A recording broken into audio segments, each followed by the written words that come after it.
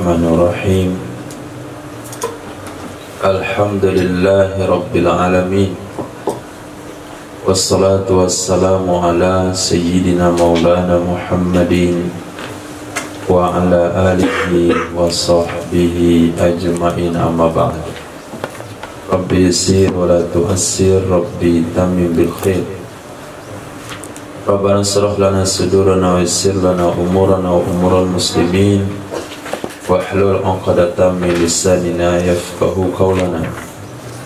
Bisanadina al-muttasil ila Imam Abu Dawud rahimahullahu ta'ala qaddasallahu sirrah wa adama an-nafa'a bi ulumihi wa barakatihi wa nafa'ati wa madatihi wa karamati fid darini amin.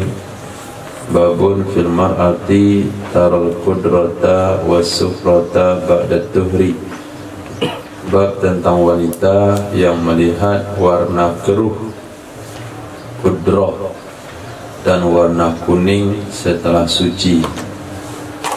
Dia telah suci dari haid, setelah sehari, 2 jam, setelah 3 jam masih keluar warna kuning atau warna keruh, bagaimana hukumnya? Hadis. Wabihi ilahi qala hadatsana Musa bin Ismail qala akhbarana Hammad an Qatada an Ummil Hudzail an Ummil Atiyah wa kanat bai'at an-nabiy sallallahu alaihi wasallam qalat kunna la na'uddu al-qudrata was-sufrata ba'da tuhri syai'an. Naam, diriwayatkan daripada Sayyidatina Ummi Atiyah. Beliau adalah wanita yang bertugas memandikan jenazah wanita di Madinah. Beliau adalah wanita yang ditugaskan mengkhitan anak-anak wanita. Apa kata Sayyidatina Ummi Atiyah? Wa kanat, adalah Sayyidatina Ummi Atiyah bay'at, itu termasuk wanita yang membaiat Nabi sallallahu alaihi wasallam. Qalat, berkata ia Sayyidatina Ummi Atiyah, kunna, adalah kami dulu, la na'uddul qudrata, kami tidak menganggap keruh, wasufrata, dan kuning, ba'da tuhri, setelah suci, syai'an, akan apapun. Jadi kalau terlihat flek kuning, flek hijau, flek keruh, coklat, kalau setelah putih bersih, itu jangan lagi terpengaruh oleh waham, itu adalah haid. Itu sama sekali bukanlah haid. Maka perlu dipastikan, kadang-kadang setelah wanita suci dia masih melihat cairan kuning, kadang-kadang melihat keruh. Maka kalau dia terlambat mencek sucinya, sebetulnya dia dah suci. Ketika dicek dah suci. Tapi ketika terlambat mencek, ketika dicek keruh, dicek keruh lagi, dicek kuning, dia menganggap dirinya masih berhaid. Padahal ketika sudah suci, dia tidak menceknya. Maka ketika seorang wanita datang kepada seorang imam, lupa namanya imam siapa, beliau membawa apel merah.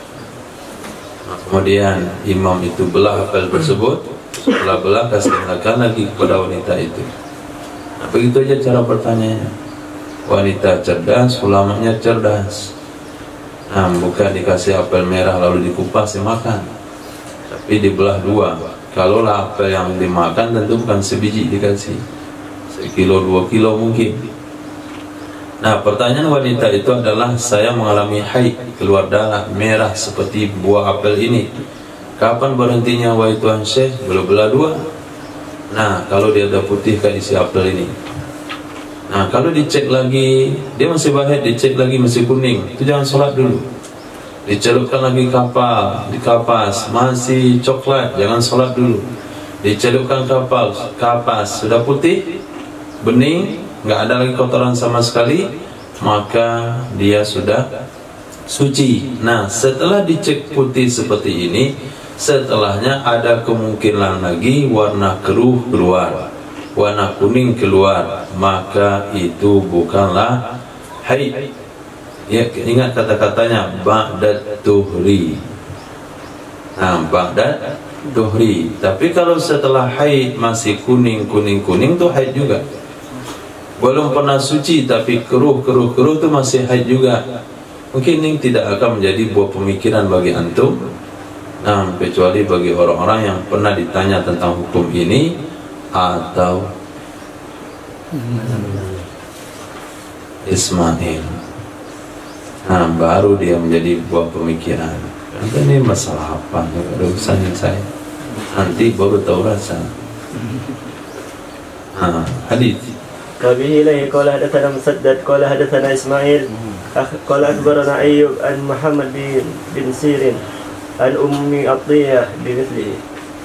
Bimithlihi hadis sama dan di atas, cuma sanadnya berbeda. Sebelumnya Imam Abu Daud punya guru Imam Musa bin Ismail. Di sini guru beliau jalurnya menurut Imam Musaddad. Hadis babul mustahadah yaghshaha zawjuha. Bab wanita istihadah menggauli akannya oleh suaminya. Boleh enggak wanita istihadah itu digauli oleh suaminya? Hadis. Wabihi qala hadatsana Ibrahim ibn Khalid qala hadatsana Mu'alla ibn Mansur an Ali ibn Mushirin an Syaibani an Sayyidina Ikrimah radhiyallahu anhu qala kanat ummu Habibah tustahadu wa kana zawjuha yaghshaha. Nah, diriwayatkan daripada Imam Syaibani. Imam Syaibani meriwayatkan daripada Ikrimah. Ikrimah seorang laki-laki murid daripada Sayyidina Abdullah bin Abbas. Berkata ia Imam Ikrimah, itu bukan sahabat ya.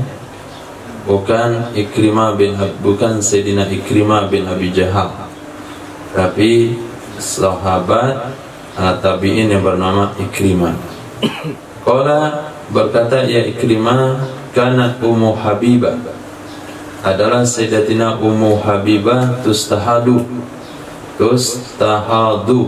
itu mengalami istihadah. Fakana zawjuha, maka adalah suaminya Sayyidatina Ummu Habibah yaghshaha, itu menggauli ia akannya. Maka wanita istihadah itu boleh digauli oleh suaminya. Wajib sholat, wajib puasa, boleh baca Quran, boleh bawa Quran, boleh iktikaf. Nah, bagi orang-orang yang mengatakan iktikaf itu dilarang wanita berhaid iktikaf gara-gara mengotori masjid, lalu ketika dia tidak bisa mengatasi tidak mengotori masjid maka tidak haram. Lalu kenapa dibedakan hukum antara wanita istihadah dan wanita haid? Sementara darah istihadah itu lebih sering keluarnya, maka agama pengharaman wanita haid masuk masjid bukan karena mengotori masjid. Ini dalil yang keduanya. Yang kemarin dalil yaitu dilarang masjid dimasuki oleh wanita haid dan laki-laki berjunub, disamakan yang berjunub. Junub nggak kotori masjid, tapi sama-sama haram. Berarti larangannya bukan karena mengotori. Nah, dalam waktu yang sama wanita istihadah itu ada yang beriktikaf di zaman Nabi sallallahu alaihi wasallam. Hadis. Wa bihi qala hadatsana Ahmad ibn Abi Surayj ar-Razi qala akhbarana Abdullah ibn Jahmi qala hadatsana Amr ibn Abi Qais an Asim an Ikrimah an Hamna binti Jahsh annaha kanat mustahadat wa kana zawjuha yujami'uha. Diriwayatkan dari Sayyidatina Hamna binti Jahash, anna sesungguhnya Sayyidatina binti Jahash kanat ada ia mustahadatun, itu mengalami istihadah, wa kana zawjuha yujami'uha, dan adalah suaminya itu menggauli akannya Sayyidatina Hamna binti Jahash. Nah, dua hadis ini cerita tentang suaminya saja. Suaminya menggaulinya, Kenapa bisa menjadi dalil? Karena hal ini terjadi di zaman Nabi SAW. Kalaulah hal ini perkara terlarang, pasti Allah akan beritakan kepada Nabi bahwasanya ada di antara umatmu yang menggauli istrinya ketika dia sedang istihadah, maka Nabi akan melarangnya. Tapi karena Nabi tidak melarangnya, maka berarti hukumnya boleh. Babu maja'a fi waqtin nufasa, bab hadis-hadis yang diriwayatkan tentang waktu nifas. Wa bihi qala hadatsana Ahmad ibn Yunus qala akhbarana Zuhair qala hadatsana Ali ibn Abdullah Ala an Abi Sahlin an Musata an Sayyidah Ummi Salamah qalat kanatin nufasa'u ala ahdi Rasulillah sallallahu alaihi wasallam taq'udu ba'da nifasiha 40 yawman aw 40 laylatan wa kunna natli ala wujuhina al-warsa ta'ni min al-kalafi. Diriwayatkan dari Sayyidatina Ummi Salamah radhiyallahu anha qalat, ada ya Sayyidatina Ummi Salamah, berkata ya Sayyidatina Ummi Salamah, kanatin nufasa, adalah wanita-wanita bernifas. Nufasa adalah wanita-wanita yang mengalami nifas ala ahdi Rasulillah, di zaman Rasul sallallahu alaihi wasallam. Itu taqudu, duduk ia wanita bernifas. Mana duduk artinya tidak beraktivitas ibadah, tidak sholat, tidak puasa. Ba'da nifasiha, setelah nifasnya wanita nifas. Kapan dikatakan bernifas? Setelah anak lahir. Setelah anak lahir, maka terhitunglah nifas. Kalau anaknya kembar, kelahir kedua anaknya, anak keduanya lahir, baru dianggap nifas. Darah yang keluar sebelum melahirnya anak disebut darah tolak, darah sakit melahirkan. Kemudian darah yang keluar bersama anak namanya darah wiladah. Sementara darah yang keluar setelah anak lahir baru disebut nifas. Maka makna taqudu ba'da nifasiha, wanita ini akan duduk setelah nifasnya, artinya setelah melahirkannya, 40 yawman atau 40 lailatan, 40 hari atau 40 malam. Maknanya 40 hari 40 malam. Lihat ujung hadis ini. Apa kata hadis? Wa kunna, adalah kami dulu, natli, kami melumurkan, ala wujuhina, di atas muka-muka kami, al-wars, yakni dari kalaf. Wars itu adalah sejenis tanaman yang berwarna kuning. Sedangkan kalf, fathah kaf dan lam, kalaf itu warna antara hitam dan merah. Yaitu merah keruh. Merah keruh yang mendominasi muka. Warna keruh yang mendominasi muka. Takni bermaksud ya Sayyidatina Ummi Salamah minal kalaf, dari karena warna kalaf, warna merah keruh. Kenapa mukanya berwarna merah keruh? Karena penderitaan hamil dan melahirkan. Supaya warnanya cerah kembali, maka dikasih warna kuning, terbuat dari daun wars. Kadangkala kita tidak membaca hadisnya, sementara di tengah masyarakat telah diamalkan.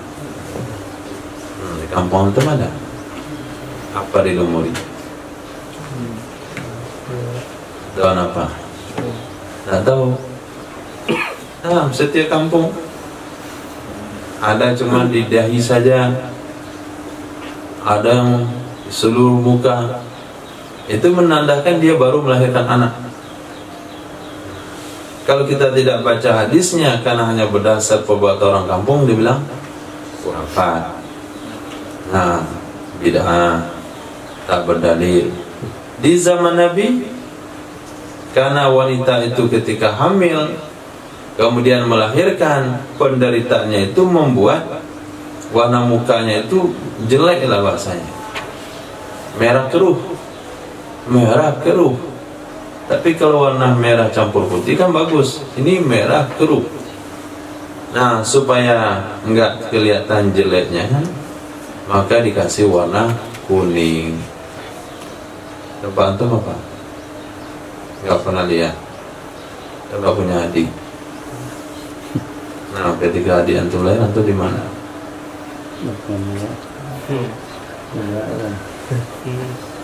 Ismail enggak ada. Kelinci ada. Wanita melahirkan, diapain mukanya? Dikasih apa?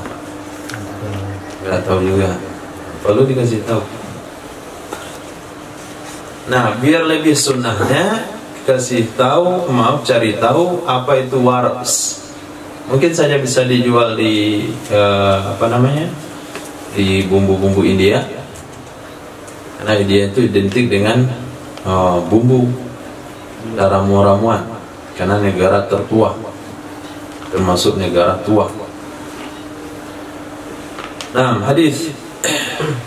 وبه قال حدثنا حسن بن يحيى قال أخبرنا محمد بن حاتم يعني حبي قال حدثنا عبد الله بن مبارك عن يونس بن نافع عن كثير بن زياد قال حدثني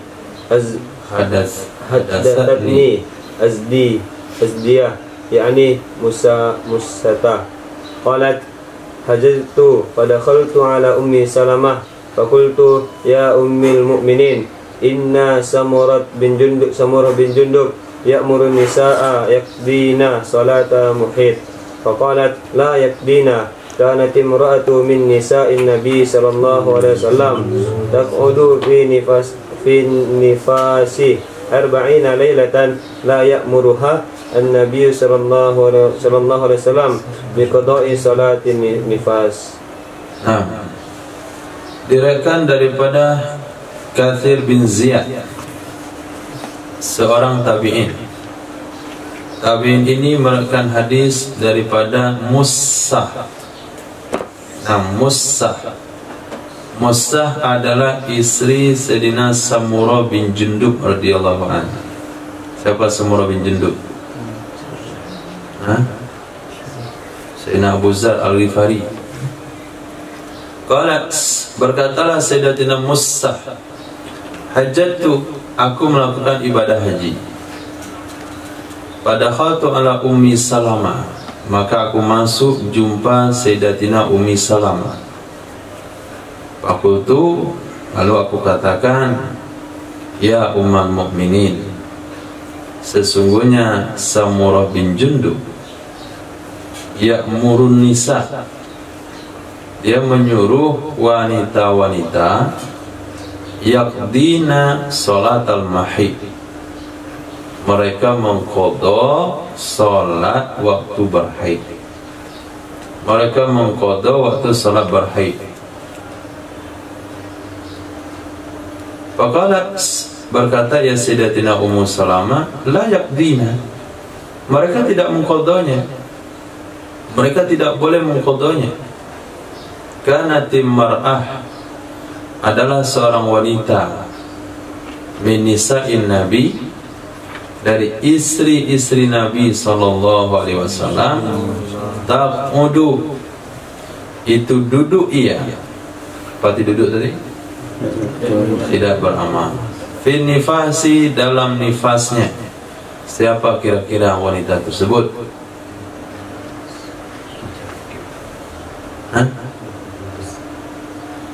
Siapa wanita tersebut?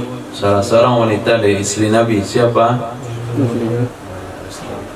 Sayyidatina Maria Al-Qibtiyah, karena itu satu-satunya istri Nabi yang melahirkan selain Sayyidatina Khadijah. Nah, adalah seorang wanita dari istri Nabi SAW tak wudu. Beliau duduk, artinya enggak ibadah fin nifas, dalam masa nifasnya arba'ina lailatan, selama 40 malam. La ya'muruha, tidak memerintahkan akannya Sayyidatina Maria oleh Nabi SAW bi qada'i salatin nifas, dengan mengqadha salat nifas. Berkata Muhammad ibn Hatim, namanya Sayyidatina Musa itu adalah Musa. Nah, namanya Musa, tapi kinayahnya Umma Bussa. Nama maknya Musa, nama anaknya Bussa. Disebutlah dia Musa Ummu Bussa. Nah, sementara mim sama ba itu dengan makna yang sama. Berarti nama anak sama nama ibu sama. Kenapa? Karena mim sama ba itu sama. Nah, inna awwala baitin wudi'a lin-nasi lalladzi bi Bakkah, bi Makkah, bi Bakkah. Bakkah Makkah sama, Musa Bussah sama. Nah, pertanyaannya tentang haid, jawabannya tentang nifas. Kok bisa? Mikir.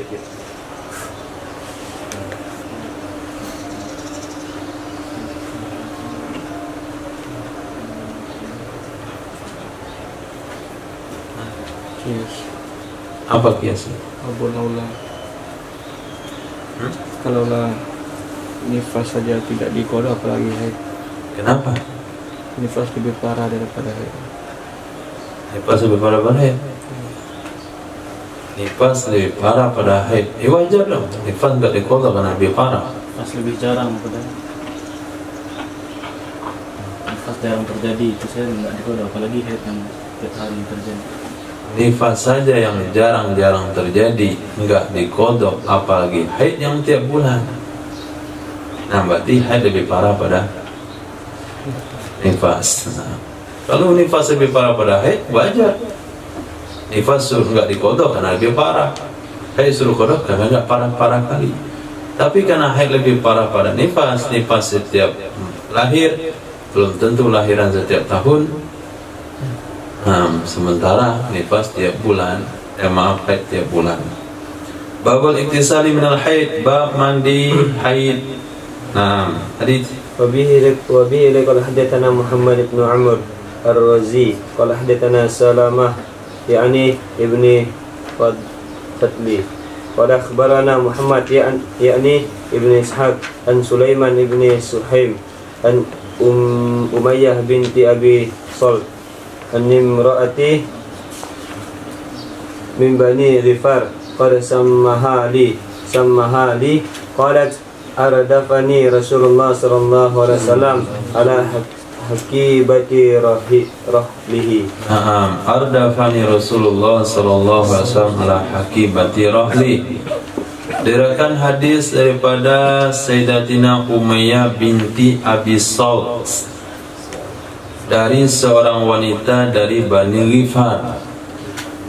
Seorang wanita dari Bani Ghifar. Ini perawinya majhul, nggak tahu namanya siapa, tapi dari kalangan sahabat. Karena dari kalangan sahabat tidak mempengaruhi kesahihan hadis. Qad samahali, sungguh menyebutkan nama ia akannya wanita kepadaku, tapi aku lupa. Ada kemarin disebut nama wanita itu, tapi aku lupa. Kata Sulaiman bin Suhaim, qalat, berkata ia wanita, ardafani.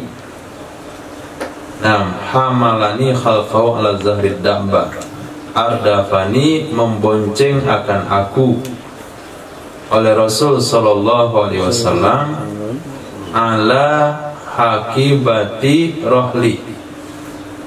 Hakibah atas wazan latifah, yaitu kullu ma syudda fi ma'hir rahlin aw taqatabi, setiap sesuatu yang diikat di bagian belakang kendaraan. Di bagian belakang kendaraan. Ketika dikatakan rohal itu maknanya onta, bukan kuda. Wa huwa asghar min al-qatab, dia lebih kecil daripada tempat duduk di depan. Jadi kayak ada sebuah boncengan. Fa'irdaf ala akibati rajul la yatalmun masa. Jadi memboncengkan seseorang di belakang hakibat rohal itu tidak mesti akan ada persentuhan. Bukan membonceng kayak di motor, tapi membonceng di kendaraan unta, di depannya Nabi SAW, di tengah-tengahnya ada bawaan. Nah, di ujung bawaannya itu ada tempat duduk. Nah, berarti ada pembatasnya. Dan itu bukan berdua-duaan. Poin pertamanya, bukan hanya berdua dengan Nabi saja. Yang kedua, antara beliau dan Nabi tidak bersentuhan, masih ada benda pembatas di tengah-tengahnya. Katakanlah kondisi sulit sekali. Nah, antum seperti cerita Sayyidina Sofwan. Nah, itu kan beliau menuntun kendaraan Sayyidatina Aisyah radhiyallahu anha, beliau tidak naik bersama. Tapi karena kondisinya darurat dan itu sudah turun ayat hijab, beliau menuntunnya berjalan, tidak bersentuhan sama sekali, bahkan tidak ngomong sepanjang jalan. Ini kondisi darurat. Misalnya kondisi darurat juga, antum bawa motor, kemudian ada wanita, dia nunggu kendaraan, nggak ada kendaraan sama sekali. Ojek wanita juga nggak ada, dari cari di mana-mana nggak ada. Ini bakalan dibiarin? Nggak mungkin. Nah, bagaimana caranya? Cari kardus isi barang, jangan kardus doang, tapi isi barang. Kira kardus selebar 1 meter, taruh di tengah situ, antum bawa di depan, dia di belakang. Jadi sama sekali tidak tersentuh gitu. Atau masukkan dia dalam keranjang galon. Nah, itu lebih mudah lagi. Nah, ini kondisinya bersama rombongan yang lain. Yang kedua, tidak bersentuhan dengan Nabi SAW. Ini klarifikasi tentang kenapa Nabi bonceng wanita. Kan nggak boleh. Nah, itu penjelasan pada para ulama. Kita lanjutkan. Ardafani telah membonceng akan aku oleh Rasulullah SAW di atas hakibati rohli, ujung belakang kendaraannya Nabi. Qalat, berkata dia wanita, wallahi lam yazal Rasul sallallahu alaihi wasallam ila subhi, senantiasa Rasul sallallahu alaihi wasallam sampai pagi. Artinya senantiasa membawa wanita tersebut dalam perjalanan sampai subuh. Fa'anaha, lalu mendudukkan ia Nabi sallallahu alaihi wasallam. Didudukkan, yaitu mendudukkan ontanya. Ketika onta sudah didudukkan, wa nazaltu an hakibati rohli, aku pun turun dari hakibah, ujung belakang kendaraannya Nabi. Ujung belakang kendaraannya Nabi. Kalau boleh dimisalkan hakibah itu adalah itu besi yang dibuat panjang pas di atas lampu rem belakang, dibuat besi panjang situ, itu nama hakibah. Atau hakibah bisa dimanakan dengan box yang ditaruh di belakang motor. Nah, itu hakibah. Jadi jaraknya mau terlalu jauh, nggak wajar orang duduk biasa di situ. Tapi mungkin karena dia kecil atau bagaimana. Kalau motor mungkin karena dia kecil kali. Kalau hakibah unta mungkin layak untuk diduduki. 6.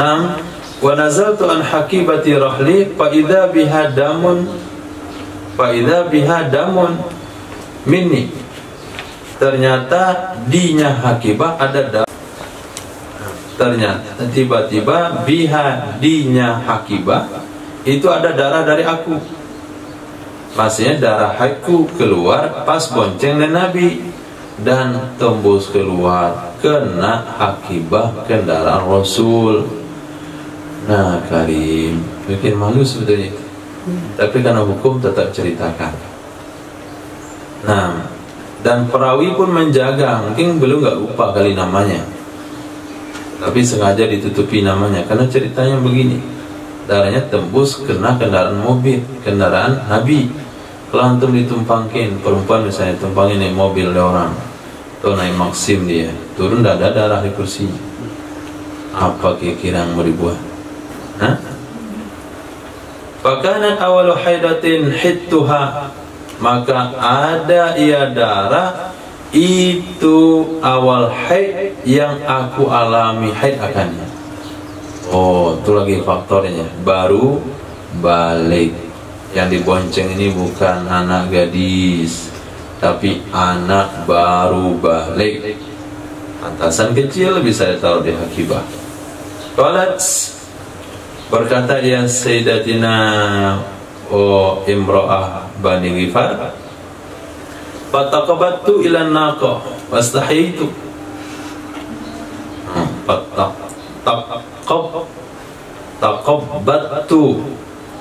Taqabbattu mananya wasaba ilaih.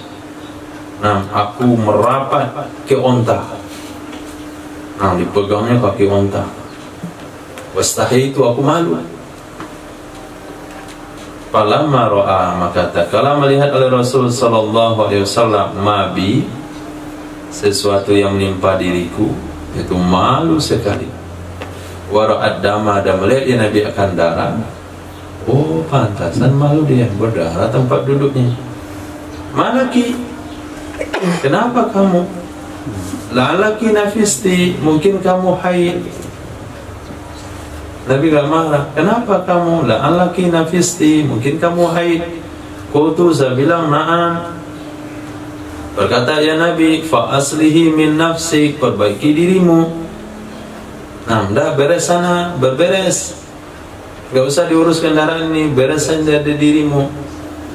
Summa khudhi ina'an min ma'in, kemudian ambillah satu wadah dari air, fatrahi fihi milha, campurkan olehmu padanya air akan garam. Milha artinya garam.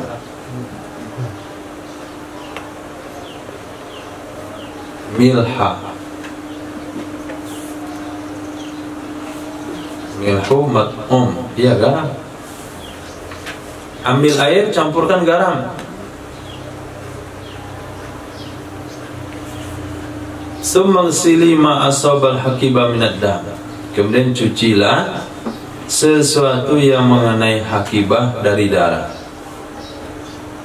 Summa udi limarkabiki, kemudian kembalilah kamu ke tempat tungganganmu. Nah, sekarang perbaiki dirimu, beres-beres, selesai itu ambil air, kasih garam, cuci tempat dudukmu, nanti naik duduk lagi situ. Jadi di sini Nabi mengajarkan mencuci tempat terkena darah itu air bercampur garam. Tak tahu rahasianya apa, mungkin lebih cepat membersihkan. Qalat, berkata ya seorang wanita tersebut, falamma fataha, maka tatkala menaklukkan oleh Rasul sallallahu alaihi wasallam akan Khaybar, radokha lana minal fai'i. Radokha maknanya memberi sebagian kecil dari harta rampasan tanpa di bawah kadar saham. Itu nama radokha. Karena yang mendapatkan ghanimah itu syaratnya adalah laki-laki baligh, berakal, merdeka. Itu syaratnya. Kalau ada yang ikut perang wanita, ikut perang anak-anak, ikut perang budak, maka dia akan dikasih rodoh bonus yang jumlahnya tidaklah seberapa, tergantung kebijakan dari amir. Tapi jangan sampai pemberian itu melebihi jumlah yang diterima oleh laki-laki yang cukup syarat. Nah, itu namanya rodoha. Pemaknaan yang lebih tepat, memberi bonus, memberi senilai rampasan, karena dia bukan bukan makna tunggal, tapi definisi. Memberikan kepada peserta perang yang tidak cukup syarat senilai harta rampasan di bawah kadar saham yang cukup syarat sesuai dengan kebijakan panglima perang. Radakhalana minal fai'i, memberikan ia Rasul bagi kami dari harta fai'. Qalat, berkata ia wanita, wa kanat la tatahharu min haidatin illa ja'alat fi tuhuriha milha.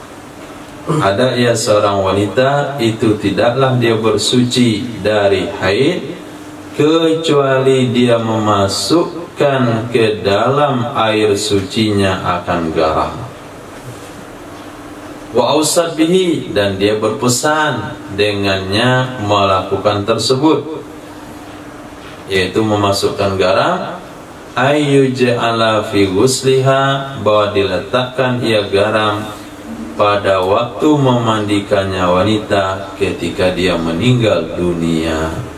Terkesan dia dengan apa yang diberikan oleh Nabi, tapi wanita ini mengembangkannya karena beliau bukan salafi, beliau bukan wahabi, otaknya encer, sehingga dia mengembangkan satu hukum. Yang disuruh kasih garam apa? Cuci tempat yang kena darah, itu yang disuruh kasih garam oleh Nabi. Ini ketika beliau mandi haid pun dikasih garam. Ketika beliau mati pun wasiat pengen juga dikasih garam air mandinya. Datang terapi bid'ah, bukan disuruh air mandi, air cuci tempat. Kenapa kamu pesan-pesankan kepada air mandi sama mandi haidmu? Nah, tapi pemahaman itu enggak benar, enggak dipakai oleh di zaman sahabat. Sahabat bisa mengembangkan hukum dengan jami', sama-sama membersihkan dari darah atau sama-sama mandi wajib. Hadis. Wabihi qala hadatsana Utsman bin Abi Syaibah qala akhbarana Sallam ibn Sulaim an Ibrahim ibn Muhajir an Safiyah binti Syaibah an Sayyidah Aisyah radhiyallahu anha qalat dakhalat Asma ala Rasulillah sallallahu alaihi wasallam wa qalat ya Rasulullah kaifa taghtasilu ihdana idza tahurat min al-mahid qala ta'khudhu sidraha wa ma'aha fatawadda thumma taghsilu ra'saha wa tadlukuhu hatta yablugha al-ma'u usula sya'riha thumma tufidu ala jasadiha thumma ta'khudhu firsataha fatahharu biha. Qalat ya Rasulullah kaifa tahharu biha? Qalat Aisyah fa'araftu alladhi yakni anhu Rasulullah sallallahu alaihi wasallam faqultu laha tattabi'ina biha atharat dam. Diriwayatkan dari Sayyidatina Aisyah radhiyallahu taala anha, qalat, berkata ya Sayyidah Aisyah, dakhalat Asma ala Rasulillah, telah masuk Sayyidatina Asma jumpa Nabi sallallahu alaihi wasallam. Di sini tidak ada penjelasan siapa Sayyidah Asma yang dimaksudkan.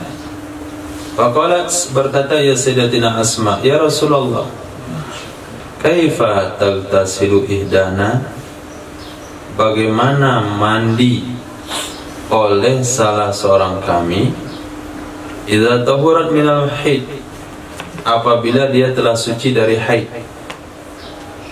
Qala, berkata ya Nabi sallallahu alaihi wasallam, ta'khudhu sidraha, pertama dia ambil dulu daun sidirnya, daun bidaranya. Kemudian ma'aha, dia ambil airnya. Fatawadda'u, maka dia akan berwudu. Jadi siapkan air, siapkan daun bidara, campur sehingga airnya berbau wangi. Kemudian berwudu dengan air tersebut. Setelah berwudu, summa tagsilu ra'saha, kemudian dia tuangkan air, dia cuci kepalanya. Ketika dia mencuci kepalanya, watat lukuhu, dan dia menggosok-gosok akannya kepala. Disiram air ke kepala sambil digaruk-garuk permukaan atau kulit kepalanya. Digosok-gosok, digaruk-garuk hatta yabluwal ma'u, sehingga sampailah air ke usula sya'riha, pangkal-pangkal rambutnya. Setelah air merata sampai ke pangkal-pangkal rambutnya, thumma tufidu ala jasadiha, kemudian dia menuangkan air ke badannya. Di sini tidak dijelaskan. Yang pertama, tuangkan air ke badan sebelah kanan, kemudian ke badan sebelah kiri. Selesai mandi, bersih-bersih, thumma ta'khudhu firsataha, kemudian dia mengambil firsahnya. Firsah adalah potongan kapas yang dikasih minyak wangi atau yang dikasih kasturi. Ambil kapasnya yang bertaburkan kasturi, fatatoharu biha, lalu dia bersuci dengannya kapas. Nah, bahasa bersuci dengan kapas yang berbau kasturi ini yang bikin bingung. Qalat, berkata ya Sayyidah Asma, ya Rasulullah, kaifa atatoharu biha, bagaimana aku bersuci dengan kapas? Apa maksudnya bersuci dengan kapas? Qalat Aisyah, berkatalah Sayyidah Aisyah radhiyallahu ta'ala anha, fa'ariftu alladhi yakni anhu Rasulullah sallallahu alaihi wasallam, maka aku tahu sesuatu yang menyindir untuknya sesuatu. Aku tahu sesuatu yang membuat kinayah, karena yakni yang membuat kinayah, yang membuat sindiran darinya sesuatu oleh Rasul sallallahu alaihi wasallam. Saya tahu maksud Nabi bersuci dengan kapas itu. Aku katakan sama beliau, riwayat yang lain, aku tarik beliau ke kamar, baru aku katakan. Kenapa? Karena Nabi malu untuk menjelaskannya secara detail. Jadi ketika ditanyakan kaifa atatohari biha ya Rasulullah, Nabi katakan tatohari biha, masya Allah. Nabi nggak mau jelaskan. Akhirnya Sayyidah Aisyah tarik wanita itu ke kamar. Maksudnya adalah tattabaina biha atharad dam. Kamu ambil kapas, kamu taburkan minyak kasturi, kamu ikutkan dengannya kapas ke bekas darah. Bekas tempat keluar darah, dibalurkan di sana kasturi dengan kapas. Itu maksudnya tatohari biha, untuk membuang atau menghilangkan, menyamarkan bau busuknya. Nah, hadis. Wabihi qala hadatsana Musaddad ibn Musarhad qala akhbarana Abu Awanah an Ibrahim bin Muhajir an Safiyah binti Syaibah an Sayyidah Aisyah radhiyallahu anha annaha dzakarat nisaa al-ansar fa athnat alaihinna wa qalat lahunna ma'rufan wa qalat dakhalat imra'atu minhunna ala Rasulillah sallallahu alaihi wasallam fa dzakara ma'nahu illa annahu qala firsatan mumassakatan. Nah, diriwayatkan dari Sayyidatina Aisyah radhiyallahu ta'ala anha, zakarat nisa al-ansar, sesungguhnya Sayyidah Aisyah itu bercerita, ya Sayyidah Aisyah menyebutkan, ya Sayyidah Aisyah tentang wanita-wanita Ansar. Fa'asnat alaihinna, lalu menyanjung ya Nabi sallallahu alaihi wasallam atas mereka wanita-wanita Ansar. Kenapa disanjung oleh Nabi? karena wanita Ansor tidak malu bertanya soal agama. Itu yang disanjung oleh Rasul. Asnad alaihinna. Fa asnad alaihinna, lalu menyanjung ia Sayyidat Aisyah di atasnya wanita-wanita Ansor. Wa qalat lahunna ma'rufa, berkata ia Sayyidah Aisyah bagi mereka wanita-wanita Ansor akan perkara ma'ruf. Wa qalat, berkata ia Sayyidah Aisyah, dakhalat imra'atun minhunna, telah masuk menjumpai oleh seorang wanita dari mereka wanita Ansar akan Nabi sallallahu alaihi wasallam.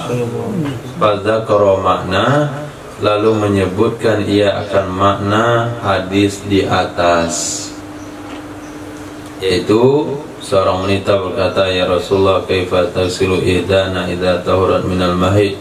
Qala ta'khudhu sidraha wa ma'aha fa'atawadda'u wa thumma tagsilu ra'sa tadluku hatta yablugha al-ma'u usula sya'riha thumma tafidu ala jasaiha thumma ta'khudhu firsataha fatatahharu biha.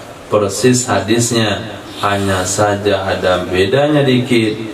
Illa annahu qala, kecuali sesungguhnya dia berkata, dia Nabi sallallahu alaihi wasallam bersabda, firsatan mumassakatan, potongan kapas yang sudah diminyaki kasturi, mumassaka yang sudah dikasih misik, yang sudah dikasturikan. Hadis. وبه قال حدثنا عبيد الله بن معاذ الأنباري قال أخبرني أبي عن شعبة عن إبراهيم يعني ابن مهاجر عن صفية بنت شيبة عن سيدة عائشة رضي الله عنها أن أسماء سألت النبي صلى الله عليه وسلم بمعناه قال فرسة ممسكة قالت كيف أتطهر بها Kaifa atatahharu biha. Dari Sayyidatina Aisyah radhiyallahu ta'ala anha, sesungguhnya Sayyidah Asma radhiyallahu anha sa'alatin nabiyah, beliau telah bertanya kepada Nabi sallallahu alaihi wasallam bimakna, semakna dengan hadis di atas. Kemudian Nabi bersabda, firsatan mumassaka, potongan kapas yang sudah dibaluri kasturi. Qalat, berkata ya Sayyidatina Asma, kaifa atatahharu biha, bagaimana aku bersuci dengannya wahai Rasul? Nabi bersabda, subhanallah atatahhari biha, bersucilah kamu dengannya. Wastatiri bisaubin wazada, wastatiri, menutup dirilah kamu dengan pakaian. Nah, menutup dirilah kamu dengan pakaian. Wazada, menambahkan ia perawi, wasa'atu anil ghusli minal janabah, aku bertanya kepada Nabi tentang mandi junub. Qala, Sa'alathu, bertanya ia Sayyidatina Asma akannya Nabi tentang mandi janabah. Faqala, maka berkatalah Nabi sallallahu alaihi wasallam, ta'khudina ma'aki, kamu ambil akan airmu, patatoharina ahsanat tuhur, bersucilah kamu sebagus-bagus bersuci, wa ablaghahu, dan semubalaghah-mubalaghahnya, sebagus-bagusnya dan semaksimal-maksimalnya. Setelah kamu bersuci sebalau-balaunya, semaksimal-maksimalnya, maksudnya kenapa semaksimal-semaksimalnya? Maknanya dia buang air kecil dulu, dipaksakan buang air kecilnya supaya sisa mani yang ada ikut keluar. Khawatirnya nanti setelah dia mandi lalu dia buang air kecil, nanti keluar mani, dia wajib mandi kembali. Supaya mandi tidak terulang kembali, maka Nabi berpesan, bersucilah kamu sebaik-baik bersuci dan semaksimal-maksimalnya. Buang air kecil lagi, air kecil lagi, air kecil lagi. Kalau bisa, maka minum banyak sebelum tidur, minum banyak sebelum mandi junub. Ini khusus bagi wanita. Nah, setelah diminum banyak, nanti pagi dia akan buang air kecil. Buang air kecilnya banyak, maka akan melarutkan, membawa sperma yang tersisa. Lepas itu baru bersuci. Nah, setelah itu tasubbina ala ra'sikil ma'a, kamu tuangkan di atas kepalamu akan air. Setelah tuangkan air, summa tadlukinahu, kamu gosok-gosok akannya kepala sehingga air sampai ke pangkal-pangkal rambut. Hatta yablugha syu'una ra'sik, sehingga sampai ia air ke pangkal-pangkal kepalamu. Summa tufidina, kemudian kamu tuangkan alaiki, di atasmu akan air. Qala, berkata ia perawi, qalat Aisyah, tu berkata Sayyidah Aisyah, ni'man nisa'u nisa'ul ansar, sebaik-baik wanita adalah wanita Ansar. Lam yakun yamna'uhunna, tidak ada menghalang akan mereka. Itu tanazu'. Yakun perlu isim, yamna'u perlu fa'il, kedua-duanya adalah haya. Nah, tidak ada menghalang akan mereka oleh malu, ayyas'alna, bahwa mereka bertanya aniddin, tentang agama, wa ayyatafaqqahna, bahwa mereka memahami fikih padanya agama. Itu makna kalimat sebelumnya, fa'asnats alaihinna, menyanjung ia Sayyidatina Aisyah atas mereka wanita Ansar.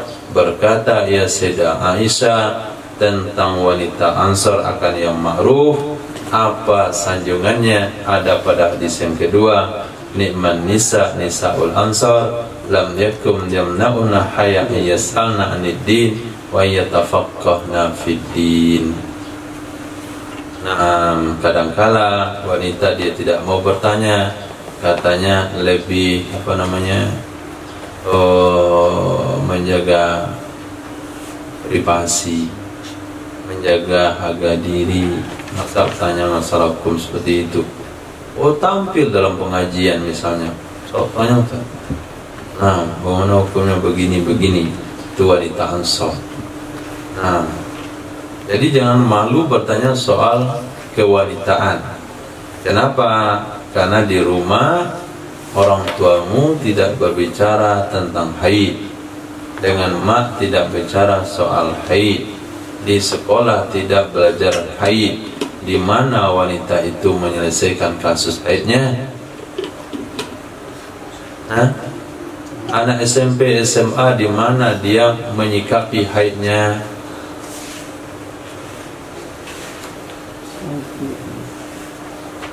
Siapa yang ada anak wanita di rumah? Maksudnya saudara wanita. Apri, pernah dengar orang tua muzakarah dengan adik perempuan, kakak perempuan soal haid? Nah, bagaimana mereka menyelesaikan masalah haid mereka? Hah? Di mana?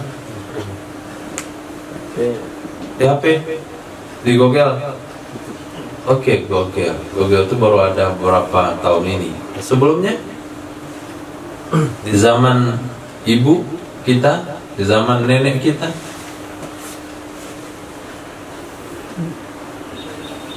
itulah salah satu penyebab kenapa banyak dalam neraka wanita. Nah, maka Nabi sanjung, Sayyidah Aisyah sanjung wanita Ansar, wanita yang tidak malu-malu bertanya soal agama. Bab tayammum, habis soal wanita. Ada 3 hari soal wanita. Sekarang bab tayammum. Hadis. Wabihi yaqul hadatsana Abdullah bin Muhammad An-Nufaili qala akhbarana Abu Muawiyah hadatsana Utsman bin Abi Saybah qala akhbarana Abdah al-ma'na wahid an Hisham bin Urwah an abihi an Sayyidah Aisyah radhiyallahu anha qalat ba'atha Rasulullah sallallahu alaihi wasallam Usaid bin Hudayr wa unasan ma'ahu fi talabi kiladah أضلتها عائشة.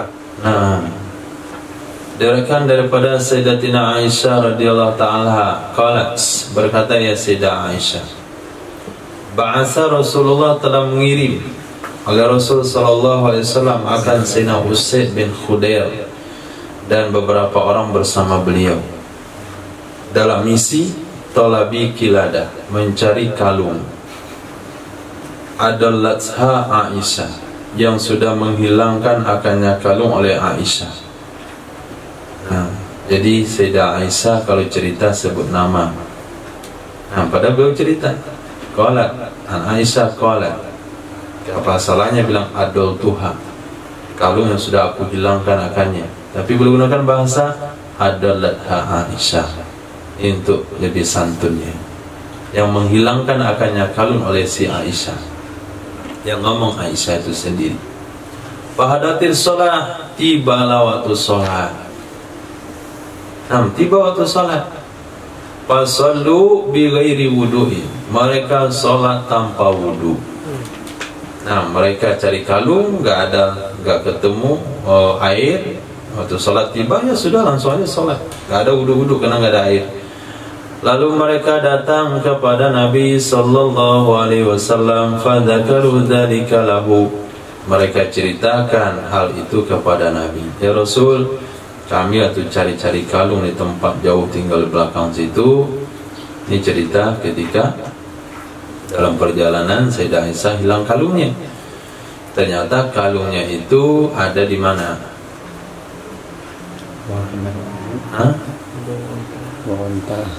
Di bawah kendaraannya sendiri. Nah, jatuh di situ. Dia cari ke tempat qada hajat di situ, nggak jumpa juga. Akhirnya sahabat yang mencari, karena mencarinya bukan setelah beranjak di tempat tersebut, nggak jauh jalan ini ke sana. Kemudian disuruh nyari ke belakang. Pas di sana nggak ada Nabi. Waktu sholat tiba, ya sudah sholat tanpa wudhu, ceritakan kepada Nabi, turunlah ayat tayamum. Nah, berkata Imam Nufail, berkata kepadanya Sayyidah Aisyah oleh Sayyidina Usaid bin Khudair, yarhamukillah, semoga kamu dirahmati oleh Allah wahai Aisyah. Ma nazala biki amrun takrahinahu illa ja'alallahu lil muslimin walaki fi farja. Tidaklah terjadi dengan dirimu oleh satu perkara, tidaklah terjadi dengan dirimu oleh satu perkara yang kamu tidak senang akannya, melainkan menjadikan oleh Allah bagi kaum muslimin, bagi kamu pada perkara tersebut akan kelapangan. Nah, betul-betul wanita yang membawa keberkahan. Problem yang terjadi pada dirinya itu membuat hukum rukhsah kepada kaum muslimin. Nah, hadis وبه قال حدثنا أحمد بن صالح قال حدثنا عبد الله بن وهب قال أخبرني يونس عن ابن شهاب عن عبيد الله بن عبد الله بن عتبة قال حدثنا عن عمار بن يسير أنه كان يحدث أنهم تمسحوا وهم مع رسول الله صلى الله عليه وسلم بالصعيد لصلاة الفجر. بالصعيد لصلاة الفجر diriwayatkan dari Sayyidina Ammar bin Yasir radhiyallahu taala anhuma, annahu, sesungguhnya Sayyidina Ammar bin Yasir, kana, ada ya Sayyidina Ammar, yuhaddits, itu meriwayatkan hadis, ia menceritakan, ia annahu, sesungguhnya mereka para sahabat, tamassahu, mereka mengusap. Tamassahu, mengusap, maf'ul bihi belum ada, padahal mereka bersama Rasul sallallahu alaihi wasallam. Dan apa mereka mengusap? Bis-sa'id, dengan tanah yang suci, bukan dengan kaca mobil atau kursi pesawat, tapi bis-sa'id, dengan tanah yang suci, di salatil fajri, untuk salat subuh. Bagaimana caranya? Pada Rabu bi'akufihim as-sa'id, mereka pukulkan dengan telapak-telapak tangan mereka ke tanah. Nah, maka dilihat di hukum fikih salah satu rukun atau syarat tayamum darbu, dipukul. Nah, bagaimana kalau diletakkan, ditekan? Nah, kalau hukum fikih, kalau nempel bisa, kalau nggak nempel nggak bisa. Tapi sunnah itu mau dipukul. Nah, Tentu nggak punya begini dia, karena di atas tanah. Nah, selepas itu summa masahu, mereka mengusap wujuhahum, mereka mashatan wahidah, sekali usap, sehingga keluar hukum fikih tidak disunahkan taslis dalam tayamum. Summa adu, kemudian mereka kembali pada rabu, pukul lagi. Nah, satu darbain, 2 kali pukulan. Bi akufihim, dengan telapak-telapak tangan mereka, as-sa'ida, akan tanah yang suci, mensucikan, maratan ukhra, pada kali kedua.